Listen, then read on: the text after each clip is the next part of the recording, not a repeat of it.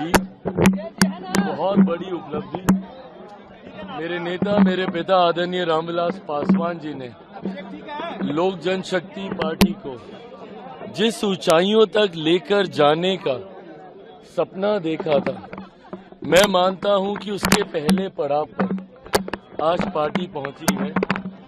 आज पहली बार हम लोग बिहार सरकार का हम लोग मजबूत हिस्सा बने हैं। हम लोगों के 2 विधायक बिहार सरकार में मंत्री की भूमिका में आज मौजूद हैं।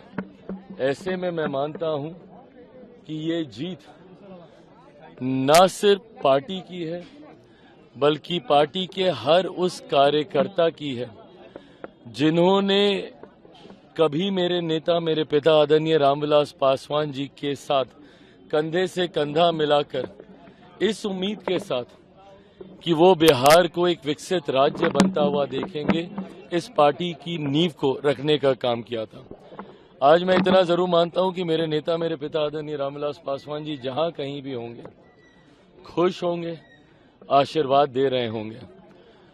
ये विश्वास मैं बिहार की जनता को भी दिलाना चाहूंगा कि जिस उम्मीद के साथ पार्टी को इतना बड़ा और गठबंधन को इतना बड़ा जनादेश दिया गया है, उनकी जिम्मेदारियों का एहसास भी है मुझे। आने वाले समय में बिहार फर्स्ट, बिहारी फर्स्ट की सोच के साथ हम लोग बिहार को विकसित राज्य बनाएं, इस लक्ष्य के साथ हम लोग अग्रसर होंगे। मैं इतना जरूर मानता हूं कि अगले 5 साल बिहार के लिए एक स्वर्णिम काल की तरह होंगे, जहां एक तरफ मेरे प्रधानमंत्री नरेंद्र मोदी जी की सोच, तो वहीं दूसरी तरफ मुख्यमंत्री नीतीश कुमार जी का अनुभव, लोक जनशक्ति पार्टी रामविलास का बिहार फर्स्ट, बिहारी फर्स्ट का संकल्प और एनडीए की एकजुटता की ताकत, ये अगले 5 साल बिहार को विकास के अलग अलग मापदंडों पर ऊंचाइयों तक लेकर जाएगी। ये विश्वास जरूर मैं बिहार की जनता को दिलाना चाहूंगा। विपक्ष को सकारात्मक भूमिका रखनी चाहिए। मेरी समझ के परे 2020 में अगर आप लोग को याद होगा, परिणाम हमारे पक्ष में नहीं आए थे, पर 2020 में भी सबसे पहली पार्टी जिसने आकर जनता के सवालों का, आपके सवालों का सामना किया था, वो हम ही लोग थे। सबसे पहले 2020 में मैं सामने आया था और अपनी हार को स्वीकार करते हुए तमाम सवालों के जवाब देने का काम किया। ऐसे में नेता प्रतिपक्ष की भूमिका में रहे हैं। जनादेश आए, इतने दिन हो गए, सरकार बन गई। ऐसे में आना चाहिए, जनता के सवालों का, आप सबके सवालों का जवाब देना चाहिए। अगर एक हार से आप ऐसे निराश होके कमरे में बैठ जाइएगा, तो ये मुझे नहीं लगता कि एक नेता की भूमिका को ये शोभा देता है।